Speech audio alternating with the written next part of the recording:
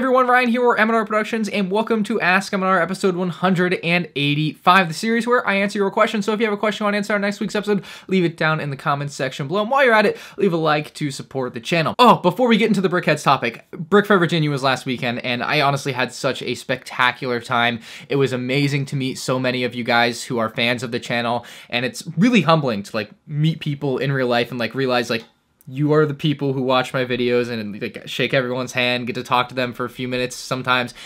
It was incredible. And if you're interested, if you want to see my perspective of the event on my YouTube channel called M&R Vlogs, I'll link it down in the description and on the end screen, so you don't have to leave the video now, I guess.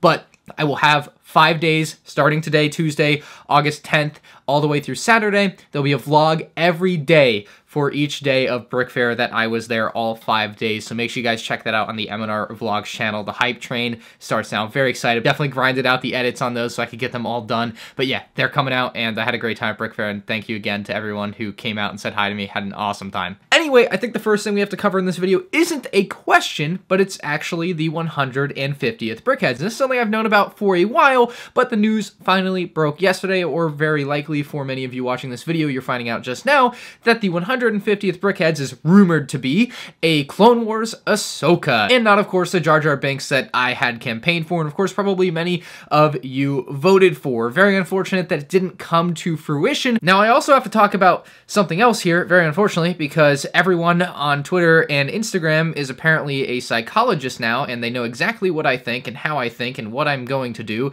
And yeah, so I would like to say very, very clearly, I don't mind the AHSOKA Brickheadz at all. I'm a Star Wars fan first and foremost. Jar Jar was always a meme. The Freedom Coalition for Jar Jar Binks Brickheadz, or TFCFJJBH for short. It's okay that Jar Jar isn't the 150th Brickheadz. Is it disappointing? Of course it's disappointing. Do I care that much? No, not really. It's fine. Ahsoka's a fine Brickheadz. Ahsoka is a character that should be a Brickheadz. And I tweeted this joke reply to a guy that I always see on my tweets, Mr. Buff Sheep here. And he said something along the lines of, I'll get the jar. And my thought process is, oh, I'll get the gun. So I looked up pumping shotgun and I found, I think that's, I can't remember his name, but the guy that wears the helmet, obviously, pumping a shotgun. And then the next tweet I replied immediately following that, which I thought was pretty funny, was the AHSOKA minifigure that I had shot, maybe I think a week ago at Brick Fair Virginia. We did a video where we shot, I think, 10 or so different Lego sets. That video will be coming out soon. I don't have an exact date on that. But yeah, the AHSOKA thing had nothing to do with the Brickheadz. I'm not throwing a tantrum over here, as some would like you to think. I'm perfectly fine with the AHSOKA Brickheadz. I don't know what else to say. So yeah, I don't know when it's coming out. I don't know all the details on that. I would assume it would be $10 like every other Brickheadz ever, pretty much, and it's not like a dual pack or anything. So Brickheadz 150 should be AHSOKA, should be $10. I would guess, I suppose, that it would come out maybe September 1st, but I think more likely October 1st would be where I would put that, but probably one of those two. I can't imagine it releasing much later than that in the year. C-Brick says, thoughts on the new Marvel CMF. The new Marvel CMF in general is spectacular. Now, I'm obviously not the biggest Marvel fan. I'm not as big of a Marvel fan as I am a Star Wars fan, so I'm not as in tune with what details belong on what characters and what's good for which show and everything. But in general, from the reaction I've seen from a lot of people, it seems to be very well received, as it really should be, because in my opinion, just from an outsider looking in, it looks very good. And so I'm really excited. I'll buy these because I buy all the CMFs anyway, but I gotta watch the shows so that I actually have the attachment to the figures, but they generally look really, really great, and of course, sticking with that $5 a piece and 12 minifigs in a series makes sense. We'll see if Star Wars follows suit. I have very low hopes on this because, of course, they want to milk that cash cow, but it looks like the Marvel CMF is happening, so great for the Marvel fans there, and looks like a pretty good series in general. SJ Bricks wants to know my top 3 favorite non-LEGO Star Wars sets, and I think in no particular order here, I gotta go with the Stranger Things set from 2019. That is a set that I absolutely fell in love with, so much so that I went out of my way to watch the show so that I could want to buy the set because I liked what the set looked like, but I just had no attachment to it. I'm like, I'm gonna watch the show, and I fell in love with the show. So I definitely think Stranger Things set is up there as one of my top 3 non-LEGO Star Wars sets. Maybe a bit of recency bias here, but the 2 other top 3 non-LEGO Star Wars sets for me would be the Space Shuttle from this year. I love the Space Shuttle Discovery. It's a spectacular model at $200, and the Hubble Space Telescope feels like a complete bonus. I would have paid $200 for just the shuttle without the telescope, and then they throw that in there too. Great value. Excellent looking set. And then I also feel like the Guardianship is a really spectacular set at $150. It's basically a UCS set, but for Marvel, and it's something I'd like to see them do more of. I don't know what other ships and vehicles from the Marvel universe they would likely do. Like I said, not as big into Marvel as I am into Star Wars, but still enjoy some of the stuff, and I've seen some of the movies, obviously. So yeah, like that ship is definitely a top 3 non-LEGO Star Wars set for me, at least currently in my mind. Those 3 very much are great sets, and if you've thought about buying any of them, I would highly suggest it before any of them retire, because they seem like the type of things that would go up in value. The Microwave says, do you think we'll ever get a non-Imperial Crosshair minifig or Omega minifig? Omega at this point is just one of the Bad Batch, and of course the next time they make a Bad Batch set, I would assume she would be in it. However, non-Imperial Crosshair seems very unlikely to me. LEGO is really hard to get to do things like that, like especially after like the immediate time has passed. I was really surprised they did 2 Season 7 Clone Wars sets this summer after Season 7 of Clone Wars was literally last May. I just feel like it's not something they're gonna go back and go out of their way to do. If a LEGO Star Wars CMF series ever happens, maybe we'll get lucky and they'll bless us with a non-Imperial Crosshair, but I think it's very unlikely that we will see Crosshair back in his original uniform in LEGO form. James Hall says, do you reckon we'll still get Kenobi sets next year? I think we're gonna get sets from everything. I don't know like how many Kenobi sets, obviously, but I would assume at least one. Like, we're going to get at least one Book of Boba Fett set around when Book of Boba Fett comes out. I can only imagine, right? So, like, stuff like that is just going to be happening. And this is going to be the status quo with all of these new shows coming out. But I wouldn't expect it to be like a movie release for sets. So, like, obviously when The Rise of Skywalker came out, or The Mandalorian came out, not The Mandalorian, or like Rogue One came out, you know, we have these Force Friday events, and they would release all the new Star Wars merch for a thing, and midnight release at Toys R Us, obviously Toys R Us, rest in peace, but the you know, all the merch would come out. They'd have like 5 or 6 LEGO sets to accompany it for the big movie release. However, these aren't movie releases, they're shows on Disney Plus, and they aren't as big. Now, I obviously still think they're very popular, or can be. Obviously, The Mandalorian has been and will warrant lots of sets on them. But I don't see them getting like 6 sets up front as their own wave right when it comes out. But yeah, I would expect 1 or 2 maybe next year. But that also has to do with whether or not it releases next year, I suppose, too. I think the Star Wars releases will become a little bit more broken up and placed with their shows. Kind of like how they get with Marvel, like where you would get these like separate mini waves of sets like Shang-Chi or Eternals or whatever that specifically go with the piece of media as it's coming out. So that's just my 2 cents on that. But yeah, we'll definitely get Kenobi sets and Andor and Ahsoka and all of these other things just kind of as it's coming out, but not quite as a big wave, I would think. Sean says, do you think the fact that the Gunship is still available on LEGO's website 5 days after release is bad for the future of UCS prequel sets? No, I don't. The only reason I think it doesn't matter whether or not something's actually out of stock on LEGO.com, realistically, we have no idea how many of these sets LEGO produced. So for example, maybe last year when the Mos Eisley Cantina came out, they only had 1,000 to sell on LEGO.com. I'm just working in round numbers. I have no idea if that was the number they had available, but they had 1,000 to sell on LEGO.com. Of course it sold out. More than 1,000 people definitely wanted that set immediately right when it came out at midnight. But then of course the Gunship comes around. It's been a year. Maybe they figured out some production stuff and they have 10,000 available for sale on LEGO.com. It probably wouldn't sell out immediately like that, especially given that it didn't have the minifigures that many people desired, and whether or not some people like that this is an opinion some people hold, there is a number of people who have refrained from buying the set due to what the designers said and what minifigs were included in the set. Not to take away from the UCS Gunship, it's freaking beautiful, but those are issues with the set that some people saw big enough as to abstain completely from purchasing the set. I find it hard to like put too much into whether or not something is sold out on LEGO.com because we just don't know how many they had or how many people bought, you know what I mean?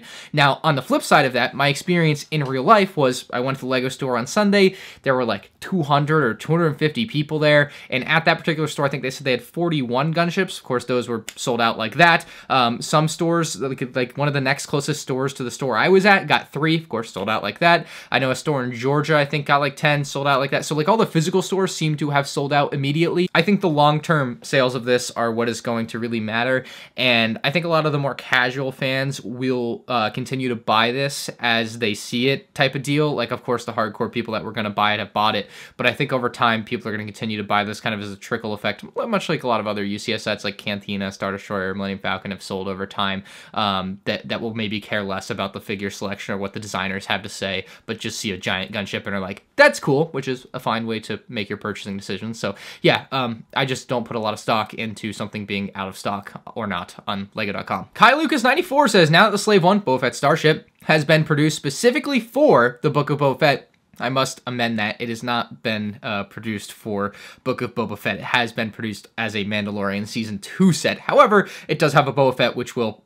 objectively be the same Boba Fett because we literally have the Boba Fett go from point A to point B in the show and he doesn't change. So it's technically a Book of Boba Fett minifigure, and they very likely will use that same exact figure in those upcoming sets, which is a shame because the helmet and the torso don't match, but it is what it is at this point. We've come to expect this from LEGO. He continued on to say, what type of sets do you think we will get from the Book of Boba Fett series? And the only answer I have to you at this point, the only set that I think is a lock, is that we'll get some sort of Jabba's Palace playset with that throne that, of course, he goes and sits on at the end of Season 2 of The Mandalorian. And outside of that, it's not like we have a Book of Boba Fett trailer to point at things and say, hey, that ship or this ship and things like that. Maybe there will be, you know, some sort of antagonist to Boba Fett that we would get the vehicle for, and you could put that up against the Slave One. I also wouldn't be opposed to them taking that Slave One, changing the box art, pulling out the Mando figure for something else and being like, now this is a Book of Boba Fett set. It would be something creative and unique for them to do with a midline change for that set. They've done it with another set before in the Resistance Bomber, changing out a minifig. Now we haven't seen a wholesale change of box art and all that stuff, but just something to maybe extend the shelf life of that set given its relevance to a newer piece of media. Otherwise, I have no idea outside of some sort of Jabba's Palace style set on Tatooine in like a playset form. Mike says, what are your thoughts on the Harry Potter direct-to-consumer set? Personally, I think it's a waste of $300. Now, it is $250 retail. However, with taxes, you kind of get up there anyway, but I just want to be clear for people that don't know the retail price. It is $250. That being said, this set is not going to be as popular as the previous two Harry Potter direct-to-consumer sets, being Diagon Alley and the Hogwarts Castle. Those sets are just, in my opinion, subjectively better and obviously bigger sets. Bigger isn't always better, but with this set in particular, I just don't see it. I don't see the appeal. Now, I buy all the Harry Potter sets. I'm going to buy it. I'm going to make a review on it if you want to know more in depth. But, like, I don't know who it's for exactly. Like, it seems like anyone who's hardcore for LEGO Harry Potter really wants, like, Gringotts to go with their Diagon Alley. So they kind of want a Diagon Alley extension. I don't know what else you could really do with D2C for Harry Potter. If you guys have ideas, you can always drop them in the comments. But, you know, you got the Hogwarts Castle. You got the Diagon Alley. Like, there aren't too many other big location things. Maybe you could do a big Hogwarts train or something. They have done something unique. I will not stray away from saying that. And I will also say that it is objectively good looking. It's well designed. The Hedwig is very nice looking and all the accessories are great. Like, accessories, I just don't know, like, who's buying this. Like, if you want a Hedwig, you probably already bought the small Hedwig. $250 so you can have LEGO Harry Potter glasses. I don't know. I'm not loving this set like I love Diagon Alley, like I love the Hogwarts, and that's fine. I'm not going to love every set LEGO makes, but yeah, this one ain't for me, clearly ain't for you. Curious what other people think. Oh, hey, does anybody remember a few weeks ago when the LEGO Star Wars designers said they don't want to put desirable minifigures behind a high paywall, but then the LEGO Harry Potter designers put 3 extremely collectible golden 20th anniversary Harry Potter minifigures behind a $250 paywall that you have to have if you want to complete your collection? I'm just saying. Spartan Builder says, do you think LEGO has become too focused on integrating technology in mobile apps? I'm talking about Fusion, Hidden Side, Mario, Video. All of them have failed spectacularly except for Mario. I would say Mario probably hasn't because it's Mario. It would be very hard for Mario to fail. Why do you think LEGO feels need to interact with technology instead of doing what they're known for? So, I don't blame them for wanting to try what they're trying, because clearly they want to future-proof themselves with the way that the world has gone in the last 20 years with the technology push and everything, and they want to be able to integrate with things that every kid is playing with, being an iPhone, an iPad, and whatever. And that makes sense from, like, the point of view of someone at the head of a company trying to think of what's next, and that's kind of what you have to expect out of them. That being said, some of their stuff is like spectacularly funnily bad, like Video. 3 people bought LEGO Video. Obviously, I'm being facetious and exaggerating, but you get my point. Video was never going to be well received, whether it had iPhones or not.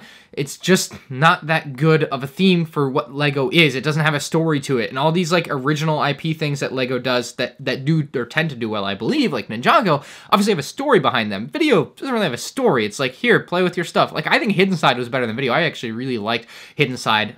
But yeah, Video. And then they go and say, you know, we've had a lot of positive feedback about LEGO Video. I'm like, have you though? You know, they really haven't. LEGO Video has been very poorly received. It's sold, I mean, I would say it might be their biggest failure of a LEGO theme ever. I can't think of a theme that fell so flat on its face so fast.